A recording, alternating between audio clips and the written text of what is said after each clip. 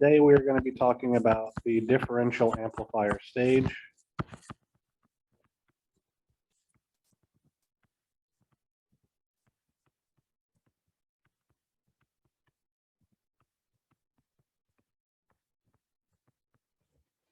Of our op-amp circuit. You gotta be kidding me starting this already.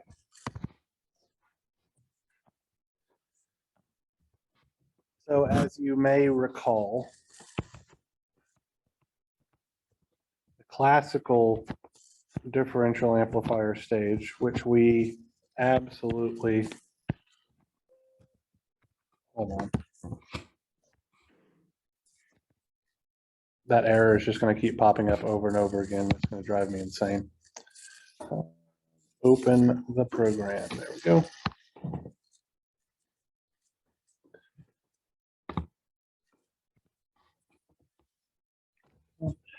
All right, so let's try this again.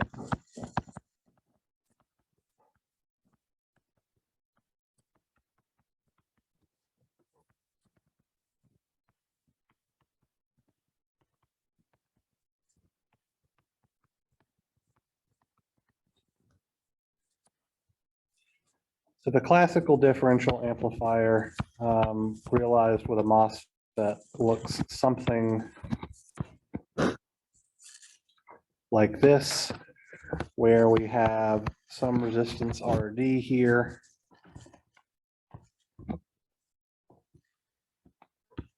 We're going to have a MOSFET transistor M1.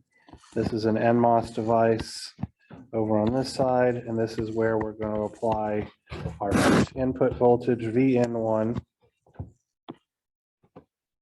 On the right-hand side of the circuit, we are going to have an exactly identical representation consisting of transistor M2, our input terminal for VN2, an identical resistor here, RD. The sources of our two transistors, M1 and M2, are tied together with some tail current,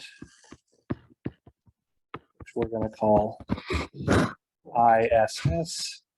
And we have effectively a current steering mechanism.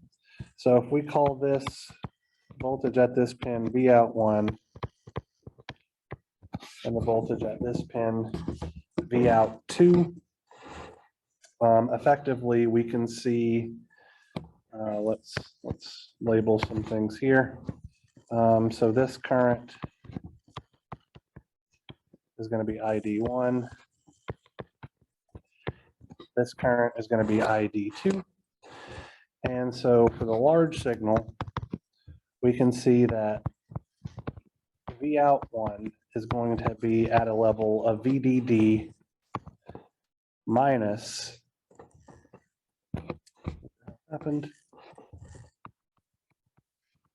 ID1 RD. Vout2 will be at a level of VDD minus ID2 RD, and our output voltage we can call Vout1 minus Vout2, and it should be pretty easy to see that as when there is a common mode signal applied, meaning that VN1 and VN2 are the same thing. So actually, let's write this down. When VN1 is absolutely equal to VN2, we can observe that VGS1 large signal, VGS2 large signal are identical.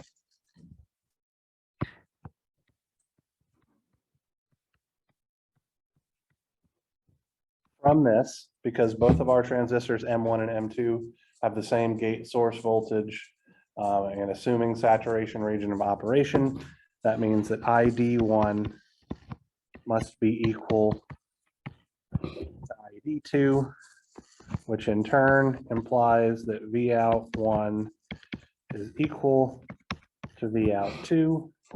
And from this, we could say that our differential output voltage Vout is 0 volts. So effectively, whenever a common mode input signal is applied to both terminals at the same time, this thing doesn't do anything. That's not its purpose. It is a differential amplifier, so it will amplify the difference of those input signals in some way, shape, or form. Okay. For a differential input voltage, the output, I don't have my notes for this. It's related to the hyperbolic tangent of things and all that kind of stuff. That's available in my notes for 336. I'll try to find them and refresh you guys on what it is in a little bit. But we're not really concerned too much with our large signal analysis, other than recognizing that obviously as VN1 and VN2 are different, VGS1 and VGS2 will be different quantities, which means our drain currents will be different things, but they have to add together to make ISS. So the drain current for transistor M1, the drain current for transistor M2 combine together and are sunk through that current source ISS. So effectively our input voltages serve to steer the amount of current that's flowing through. So if VN1 is large, ID1 will be large, and in turn, ID2 must be small in order to satisfy Kirchhoff's current law at that source node. Similarly, if VGS2 is larger than VGS1, or VN2 is larger than VN1, then we'll see that more current is flowing through transistor M2, less current is flowing through transistor M1, and it's effectively teeter-tottering the output voltages around, depending on how we steer the current through this. All right, so one of the problems with this particular circuit is it utilizes resistors, which we know are heavily temperature dependent. So we could, if we wanted to, replace these resistors with transistors. We can replace them with transistors operating as effectively PMOS current sources, so that they have some finite output resistance, which is typically larger than what we would be able to get for RD, and would therefore increase our differential gain of our system. For an op amp, though, specifically, we no longer want a differential output voltage. So we don't want our output voltage to be Vout1 minus Vout2. We want to be able to take our output voltage at one specific node. So to facilitate that, we are going to be using this topology. So here's VDD. I'm going to have a PMOS transistor here that I'm going to call M3.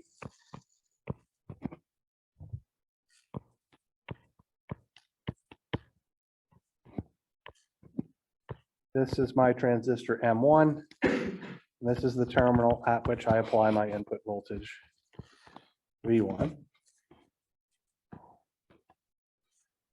Over here, let's see, 36. I'll have VDD and a PMOS transistor. So effectively, it's the exact same circuit on the right-hand side as it was the left-hand side, just mirrored. So this is going to be M2 and M4 respectively.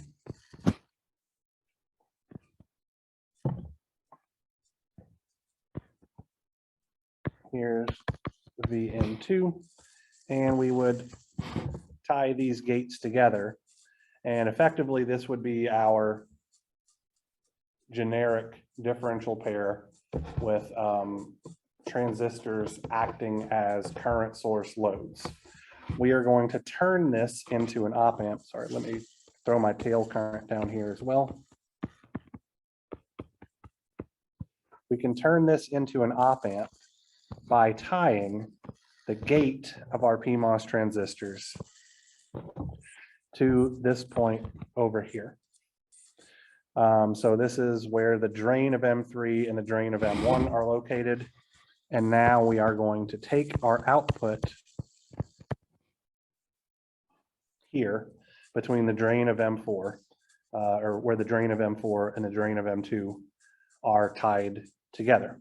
What we are going to observe as we analyze this is that we get similar common mode performance, which is to be expected, of our base differential pair. We also get the same gain, even though we have a single-ended output as opposed to a double-ended output with our traditional differential thing. So effectively, we get the exact same performance, slightly more difficult layer of complexity here because our circuit is no longer perfectly symmetrical in the analysis. But we're not throwing away half of our voltage gain by ignoring one of our output terminals. Okay. All right, so we're going to analyze this thing in the large signal domain first. I'm going to make a copy of this just for the sake of argument. So before I make a copy of it, just for the sake of argument,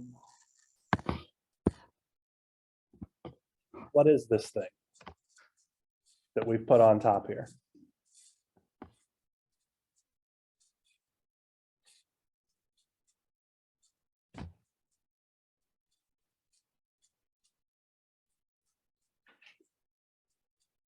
We drew like 10 of them over the last several days.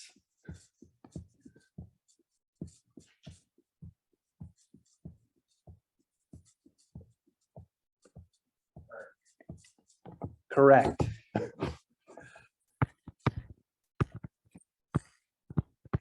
This is a PMOS current mirror. So you will often hear this circuit called a differential pair with a PMOS current mirror load, which is exactly what it is. You may also hear it called a differential pair with an active load, which is also true.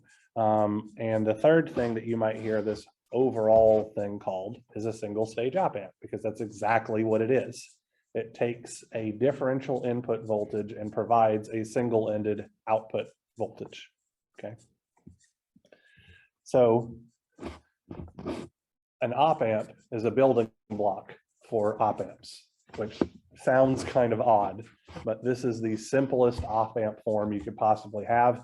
It's incapable of actually driving resistive loads or anything like that, because if you were to connect a resistor to the output here directly, that resistance would be in parallel with the output resistance that's being provided by the PMOS current mirror, which in turn is going to drive the gain of the system very low, because your output, the load resistance would typically be of a much smaller value than the output resistance of one of the transistor stages. So you can drive capacitors with this, and that's about it. It's going to effectively serve as a gain stage in our larger series of things. Okay. All right, so let's jump over here to the next page.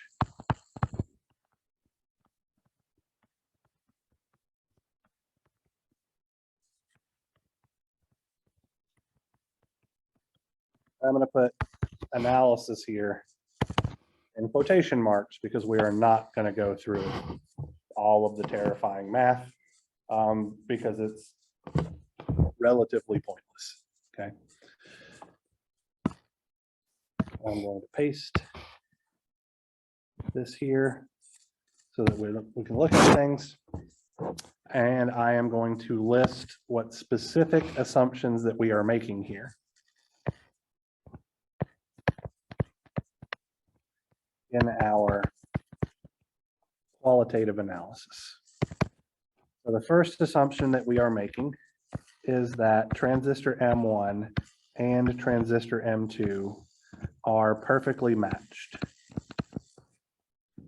So they are of the same size so that the same gate source voltage across each of them results in the same current flowing through each of them. Similarly, M3 and M4 need to be matched. If any of these transistor pairs are not matched, we will introduce things like a common mode gain that isn't going to be horrifyingly bad by any stretch of the imagination, but effectively we introduce distortion in our output signal that we don't typically want.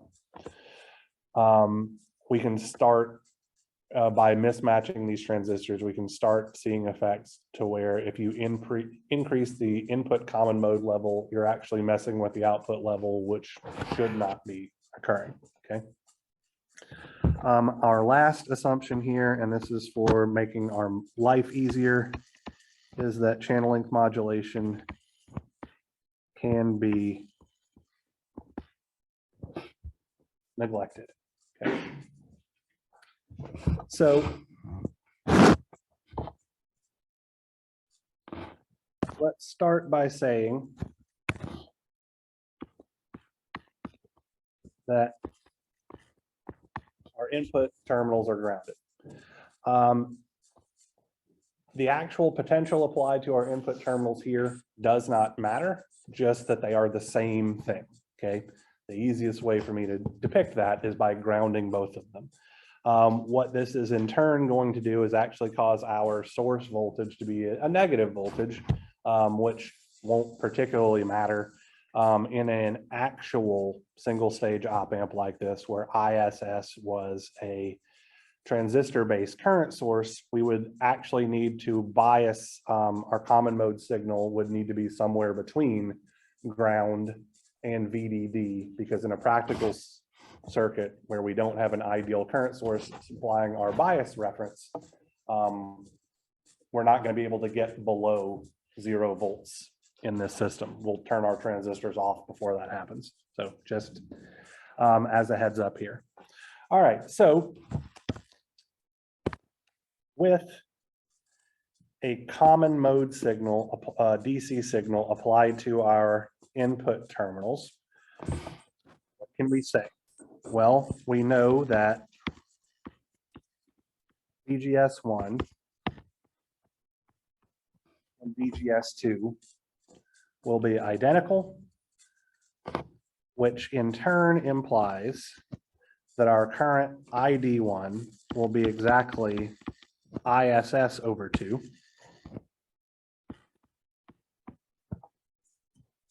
And our current ID2 will be exactly ISS over 2. So for common mode input signals, our tail current divides evenly between our two transistors, which is what we discussed previously. Okay, so the drain current of transistor M1 is serving as the reference current for the PMOS current mirror, right? So that means with channel length modulation neglected,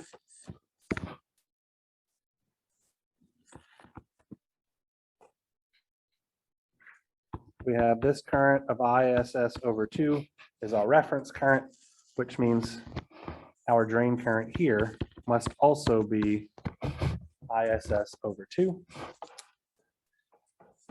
Since transistor M3 is carrying ISS over 2, and let's do this here. Here we have VSG3. Here we have VSG4. So since VSG3 and VSG4 are identical, M4 must also be carrying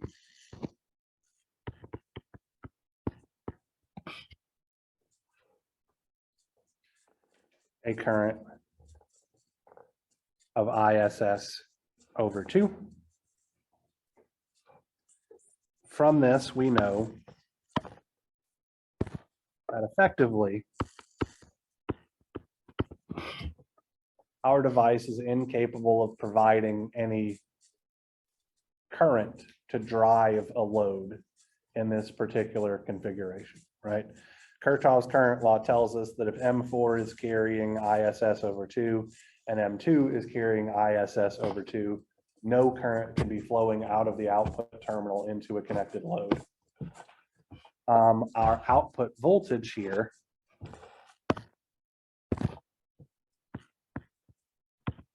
V out will in this case be VDD minus whatever VSG3 happens to be, which is determined by effectively,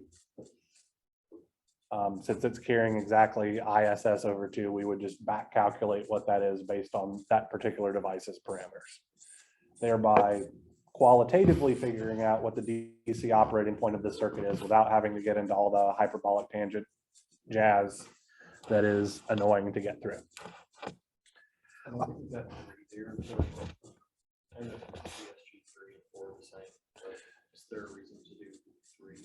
So effectively, the reason why I'm saying that is because that's a reasonable question. So it looks like it would be VDD minus VSG4. What I'm trying to indicate here is that this node and this node will be at the exact same potential, which is critical to this operating and having common mode, total common mode rejection. Arguably, as you're correct, it doesn't matter because VSG3 and VSG4 are the same thing. But effectively, it virtually grounds this thing and makes this a perfectly symmetrical circuit, which is why we can say the outputs are 0 effectively. All right, so now let's look at what's going on. Our small signal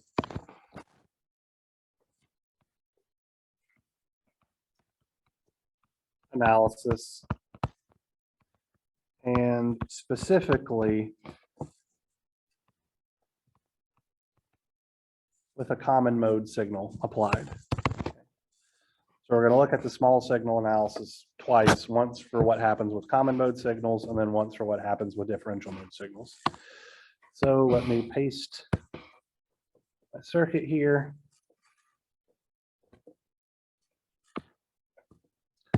And I'm going to make a very minor change. So from a small signal perspective, these VDDs now behave as AC grounds.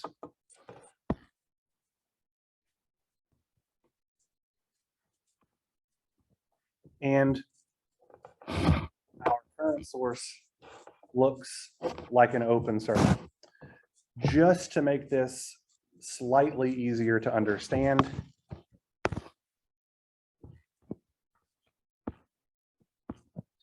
I am going to connect a resistance here, call it RCS, the resistance of our current source.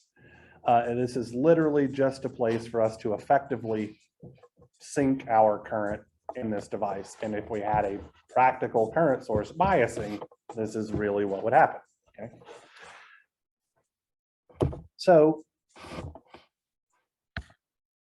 I'm going to change the label of my input voltages to VICM and VICM so that we are sure we're putting the same common mode signal. So that stands for V input common mode.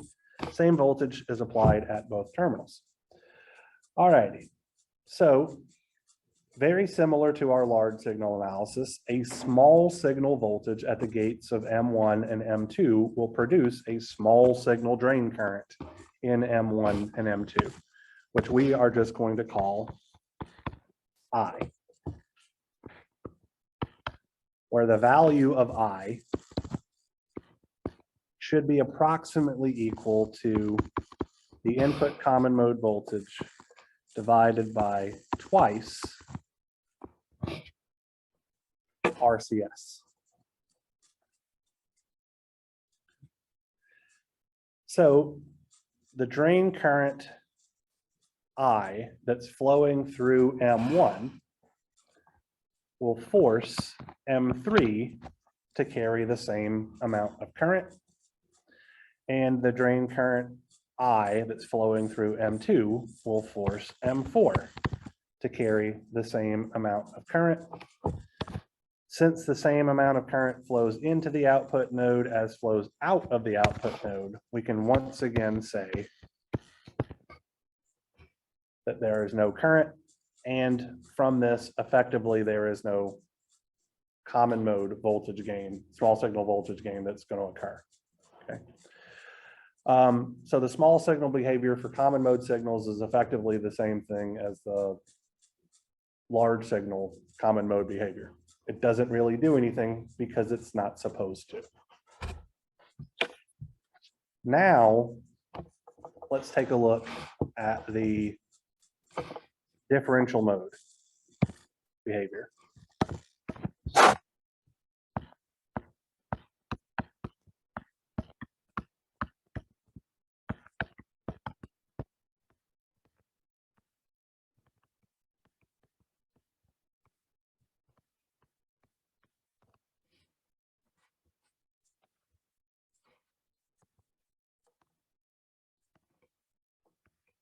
So what I am going to do here is I am going to change this to my input signal to 1/2 the IDM is applied to transistor M1 and negative 1/2 the IDM is applied to transistor M2. And so what this is going to do is effectively say the differential input voltage VN1 minus VN2 is all of our differential input mode voltage. Okay. All right. So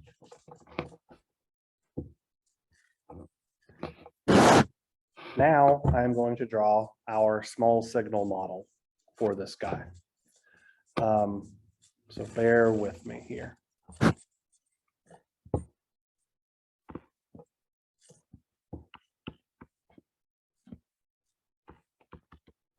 So half of our input differential mode voltage is applied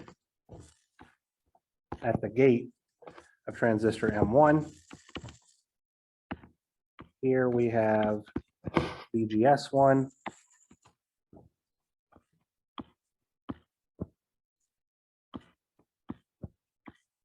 Here is GM1, VGS1 in parallel with R01. And I'm going to have something similar over here. So we have negative 1/2 VIDM. Here's G2, S2.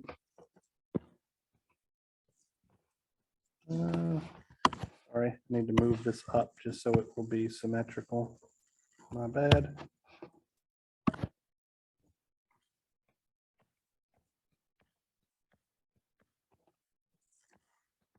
GM2, GS2 in parallel with R02. And then our sources are tied together like so. And just for the sake of argument, I'm going to label this as S1. I'm going to label this as S2. Up here is the drain of 1. Up here is the drain of 2. And dang it, I got in the way of where I'm going to put my things. So drain of 1, drain of 2. So this is the bottom half of the device.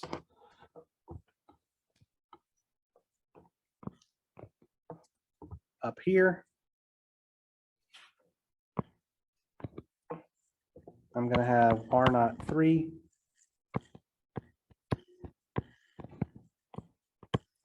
GM3, VSG3,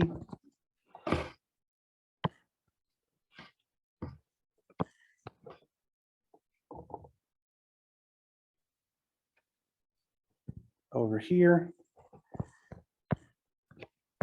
I'll have R04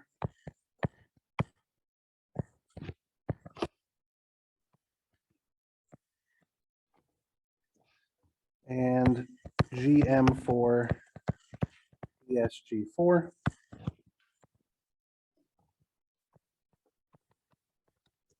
This is the source of M4. It's tied to VDD, which looks like a small signal ground. This is the source of M3. Also at VDD or AC ground. And then here in the middle, I have VSG3.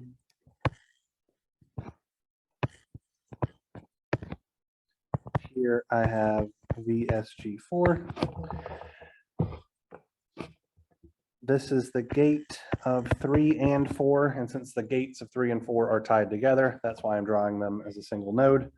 We know that the drain of M3 and the source, excuse me, the drain of M3 and the drain of M1 are tied together, so that's this connection, where this is D3. Similarly, the drain of 4 and the drain of 2 are tied together, so that's where this connection is. And then we have that diode connection, which is going to go from here over to here, like so. I am going to call this nodal voltage Vy, and it's going to play an intermediate role. Okay. All right, so we are going to make one assumption here, and that is that although this circuit is not perfectly symmetrical, because it isn't, it is going to be, it is pretty close to symmetrical. And so we can assume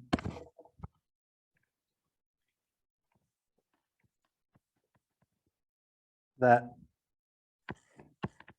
this voltage here, Vx, is approximately at ground. It won't be perfectly at ground, but it will be very close, okay? It will be perfectly symmetrical if this connection between the gates and the drains on the right-hand side of the circuit were made, but because it isn't there, it's not perfectly symmetrical. All right, so under the assumption that node X is effectively at ground in this circuit, now let's talk about what's going on here, okay? So we have some small input voltage that's applied at our gate terminal with respect to ground, which means that VGS1 is non-zero, and therefore we should have some small signal drain current. So I'm going to call this small signal drain current I1, and we are going to say that I1 is equal to GM1 times 1/2 VIDM, because VGS1 is exactly equal to 1/2 VIDM. Similarly, on the right-hand side, we also have an input voltage applied. So there is going to be some current I2, where I2, our small signal drain current, is just going to be GM2 times negative 1/2 VIDM. Or another way to look at this is to say that I2 is the same current as I1, but it's flowing up instead of down. Okay. All right. So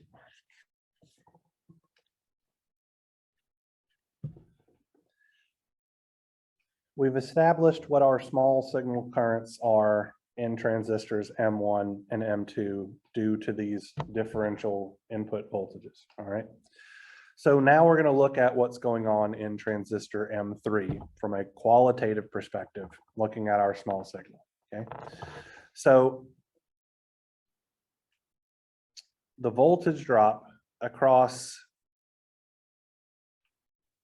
our dependent current source here, GM3 VSG3, has a voltage drop over it that is exactly equal to VSG3.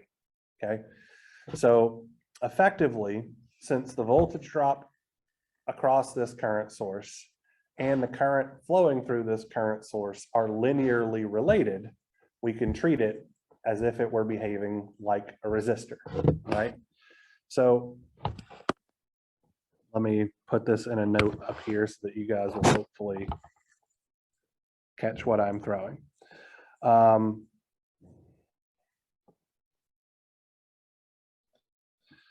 So the ratio VSG3 divided by the current of GM VSG3 gives us 1 over GM3, which is effectively the resistance of that current source. This should be kind of old hat for most of you guys that remember doing this kind of stuff in 335 and 336, but anytime we have a diode connected transistor, its output resistance looks like 1 over the transconductance in parallel with the output resistance, which is exactly what we see here. So the reason why this is important is that current source right here isn't really behaving like a current source. It's behaving like another resistance. So understanding this, we have, so let me point some things out here. Let's use this color.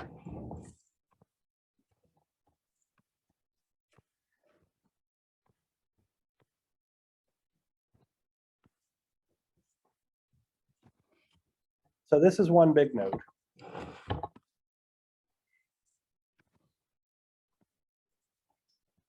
And then this, oops.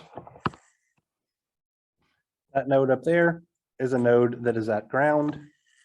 And this node down here is also at ground.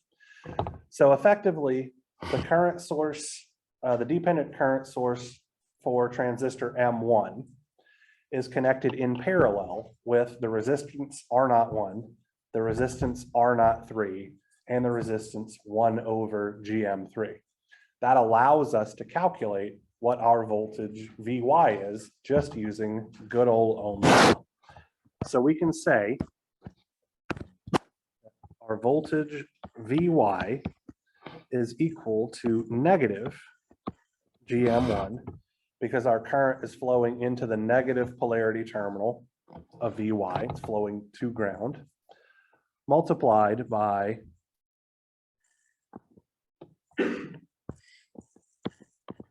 1/2 VIDM, so that's our total current, multiplied by R01 in parallel with R03 in parallel with 1 over GM3.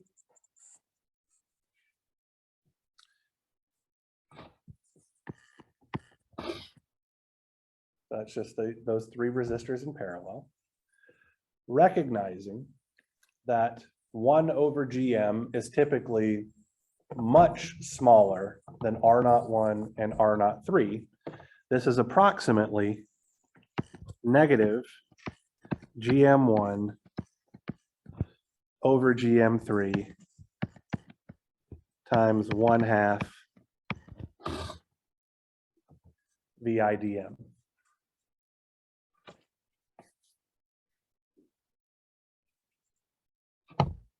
Are we okay with this level of circuit analysis?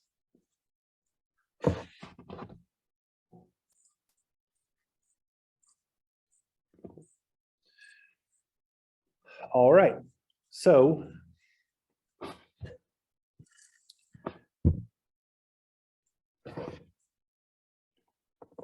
from here, we can observe that VSG4, the voltage that controls the amount of current that is passing through transistor M4 is simply negative Vy.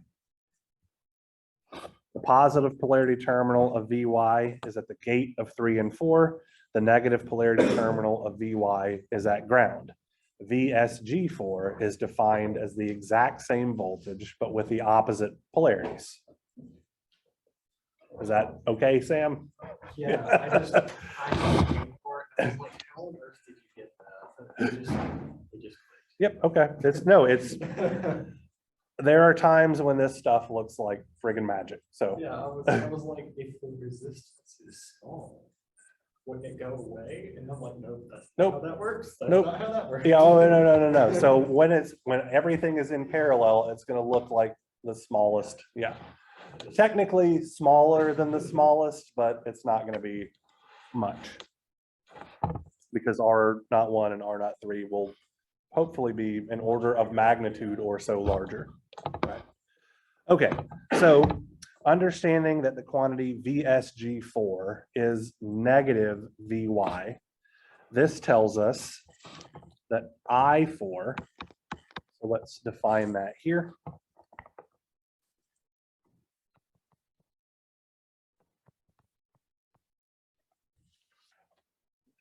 Direction correct, I do. So I4 is going to be negative GM4 times Vy, which will be,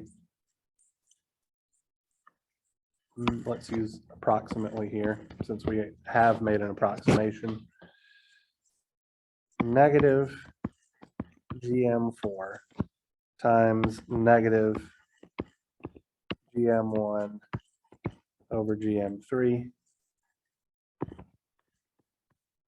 times 1/2 VIDM, like so. So let's talk about a couple of things here. The first, this negative sign and this negative sign cancel each other out. That's easy peasy. If transistor M3 and transistor M4 are perfectly matched, their transconductances should be the same as well. So GM4 over GM3 simply looks like 1. And so the current I4 is GM1 times 1/2 VIDM. All right, so let's look at what we have now. And let's label this guy really quickly. This is our output voltage that we are looking for, okay? So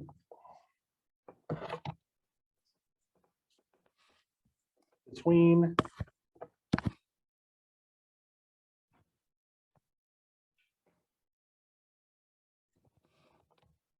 we have this node, which is we're trying to find this nodal voltage. And then we have, let's do this color, here and here. So we have two current sources. One of them is pushing I4 towards the orange node.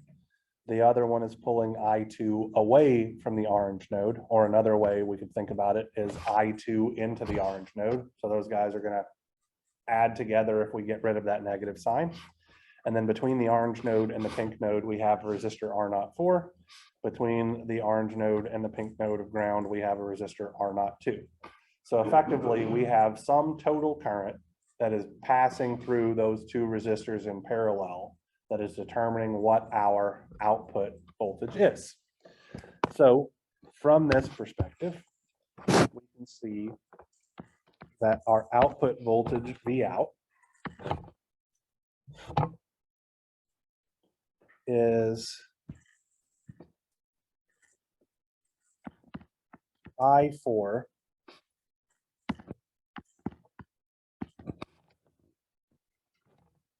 minus I2 times R02 in parallel with R04.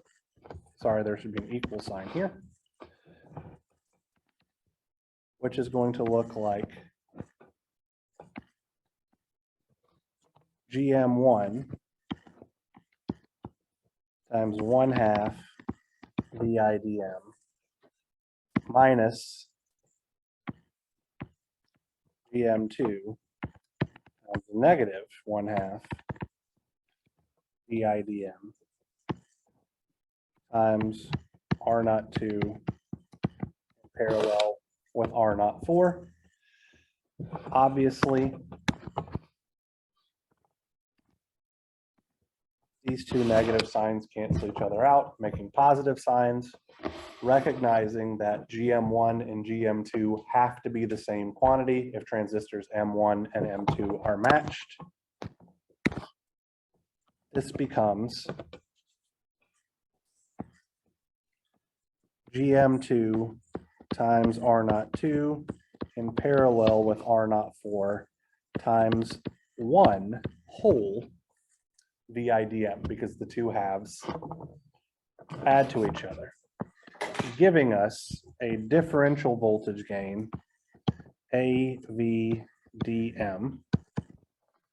of GM2 times R02 in parallel with R04. Now, to be very clear here, this does have some assumptions lumped in. All transistors 1 and 2 have to be matched, transistors 3 and 4 have to be matched, channel length modulation was ignored. We are assuming that GM1 over GM3 is much smaller than R01 and R03, things of that nature. But largely speaking, this is a pretty good estimate of how things are going to behave. So how would we go about maximizing the gain of this circuit? Well, the only thing that we really have any control over are the aspect ratios of transistors M1 and M2 and the aspect ratio of transistors M3 and M4. So if we want our gain to be as large as possible, then we want GM1 and 2 to be as large as possible, or R out 1 and 2 to be as large as possible. So let's look at some relationships here.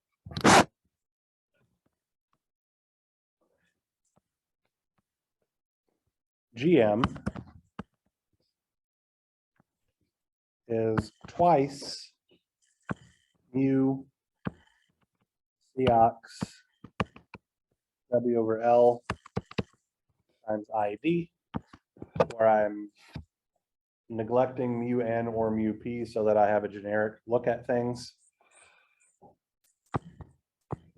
R naught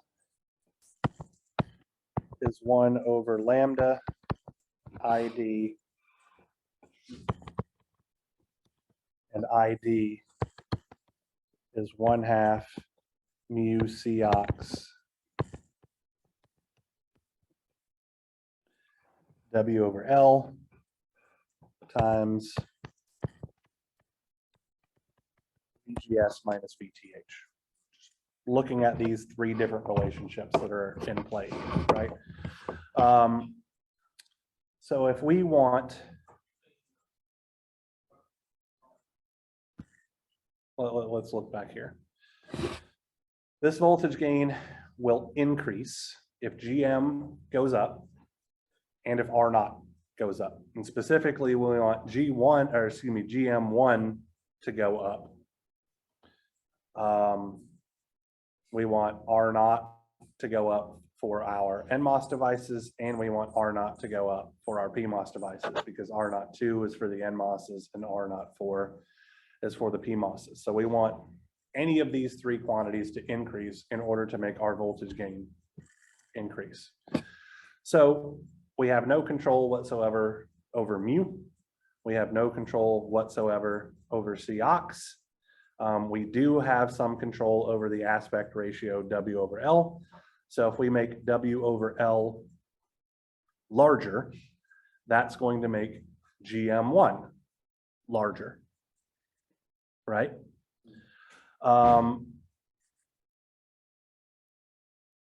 Will that have any change on our drain current ID? So the drain current is linear related to the aspect ratio of the transistors. So as the aspect ratio of the transistors goes up, the drain current also goes up, right? Which in turn does what to our output resistance? Lowers it, right? So there's a trade-off there. If we arbitrarily increase the aspect ratio of transistors M1 and M2, in order to increase our transconductance there, we wind up lowering our output resistance of those transistors. It's not a 1-to-1 ratio because our transconductance increases with a square root proportionality, whereas our output resistance is a simple proportional relationship, right? We can choose W over L 3 and 4, the aspect ratio, such that R out is as large as possible for those guys. Another thing that we could do is just make the transistors longer while maintaining the same aspect ratio to make this number as small as it can possibly be while maintaining size constraints, okay? So I'm saying this to say every decision that we make has some contrary impact on here. So for the most part, we're gonna wind up just leaving this the hell alone and trying to figure out how to use subsequent gain stages and things like that to make this overall better. The only thing that is not going to have any quote unquote detrimental effect is physically making our transistors larger, which is the contrary to the goal of this class, where we're trying to figure out how we can make these designs as small as possible so that the analog portion of our system occupies the least amount of space. All right, so we have 20 minutes left. Let's talk about realizing this with non-ideal current sources. So I'm pasting my circuit here. We are going to remove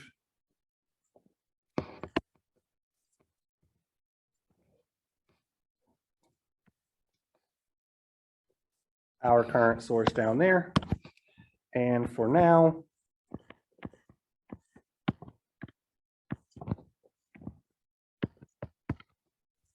we are going to replace our ideal current source with some NMOS current source.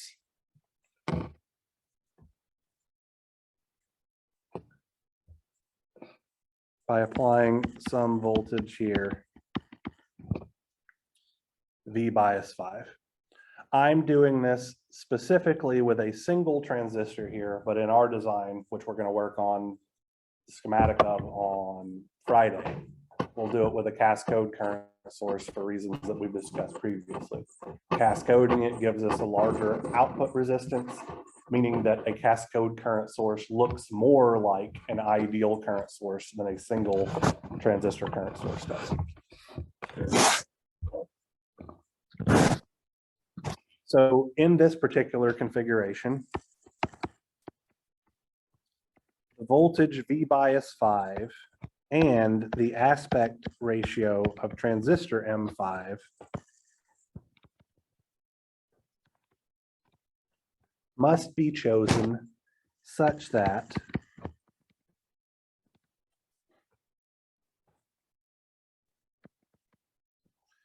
ID5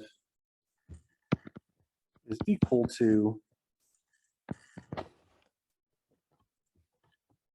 the tail current that we want to make this operate how we want it to, and R05 is as large as possible.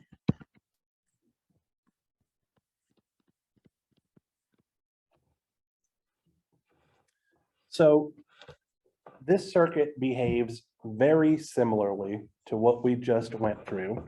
However, there are a few key differences that we need to investigate.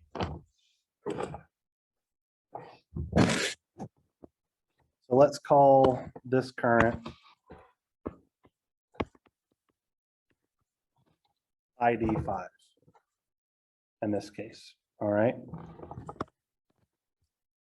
So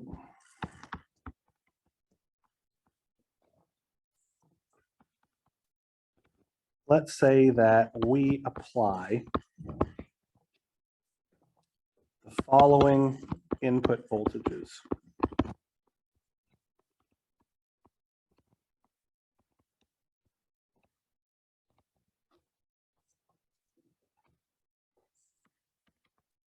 VN1 will be some DC input common mode level plus some small AC input differential mode signal. And VN2 will be our input common mode signal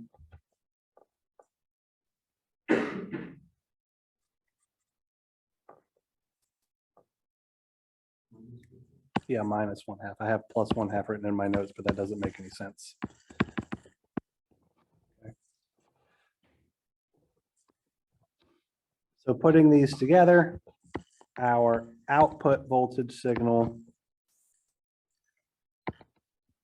from a DC perspective will be whatever common mode output voltage we're going to get, okay?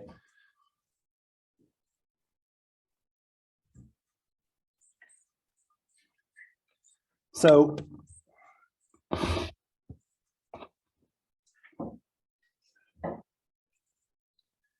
if we have the same input common mode voltage DC applied at both inputs, transistors M1 and M2 are going to carry a current of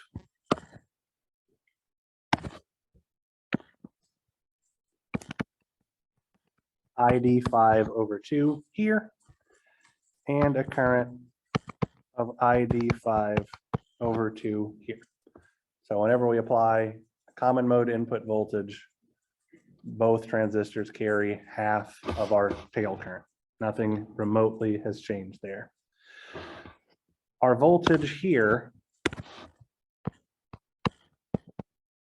at node X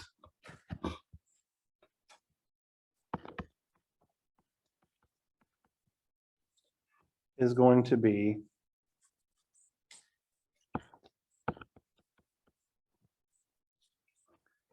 VICM minus VGS1 and 2, because their sources are connected together. They have the same voltage at them, evaluated at a current of 1/2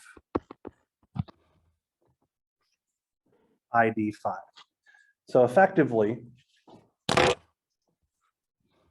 voltage Vx here matters. It matters very, very significantly. Why?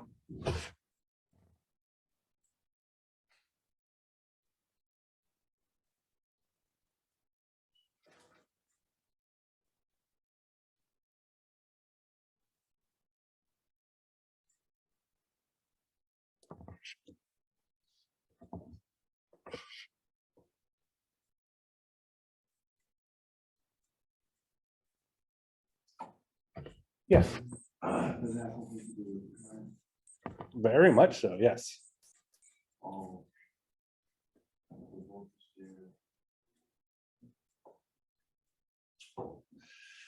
So the voltage Vx is the drain source voltage for transistor M5.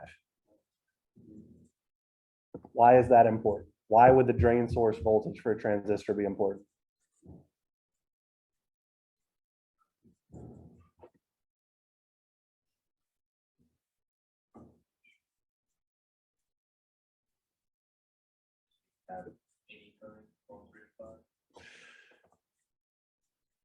we have to have some minimum value of Vx to keep M5 biased in saturation, right? In saturation, we have a nice stable current source.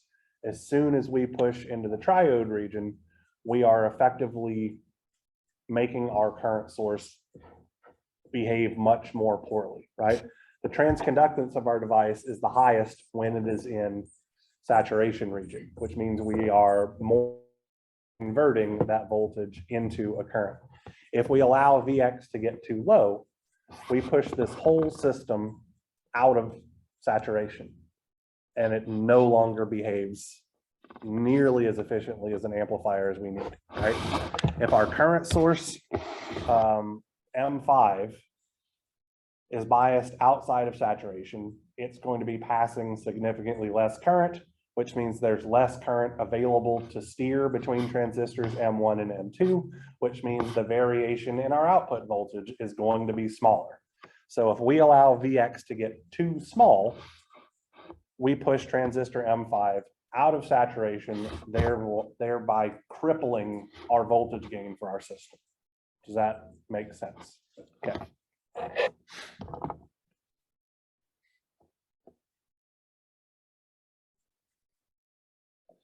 So effectively, this is what I have in my notes, which is effectively explaining what I just talked about. If we decrease our input common mode voltage, Vx will also, or excuse me, if we decrease our input common mode voltage, Vx will also decrease until M5 reaches the edge of the triode region, so between triode and saturation. Since M5 is sized in such a way that it provides a constant current, pushing M5 out of saturation, even by a little bit, will cause a large change in that drain current. From this, we can see that the minimum value for the input common mode voltage occurs when M5 is at the edge of triode operation, or, so this is VICM minimum is equal to VD sat 5 bias at ID 5 plus VGS 1, 2 evaluated at 1/2 of ID 5. Anything below that, our transistors in triode, or M5 is in triode region of operation, and our device's behavior effectively breaks down. So what would happen if we increased our common mode voltage too much? So if VICM goes up, what happens to Vx? It also goes up. That by itself is a good thing. That being said, we are making Vy minus Vx a smaller quantity, which can potentially push other transistors out of saturation. So there's effectively, sorry, what was that? Exactly right. So there's effectively a sweet spot or a range of voltages that our input common mode signal can take on, and anything outside of that starts pushing transistors into the triode region, okay?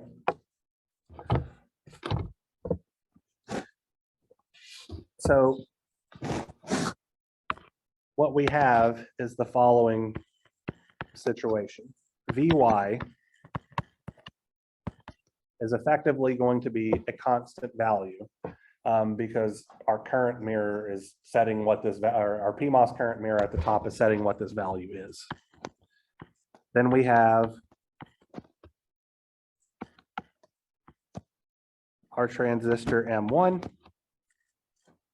And here we have our input common mode voltage. And then down here, we have our voltage Vx. As VICM goes up, Vx goes up, making VDS for transistor M1 get smaller. If M1 is no longer operating in the saturation region, the transconductance gets smaller and our voltage gain of our system gets smaller. Okay, so VICM max here is going to be VDD minus VSG 3 and 4, evaluated at 1/2 ID5 plus VTH1. This places our gate voltage exactly 1 VTH above our drain voltage, which is the minimum requirement for saturation region of operation. So from these constraints, we can define an input common mode voltage range or range of voltages, which will keep the amplifier operating normally. So effectively, all of this is to say that VICM min needs to be less than or equal to what our actual input common mode voltage range is, less than or equal to VICM max, or we push our device out of saturation. There's also an output common mode voltage range that's going to push M4 into triode or M2 into triode, but we don't really have a lot of control over what that is other than our sizing and all that kind of stuff. So I think this is a good point to stop for today. All right, so we have talked about our differential stage in as much detail as I have intended to.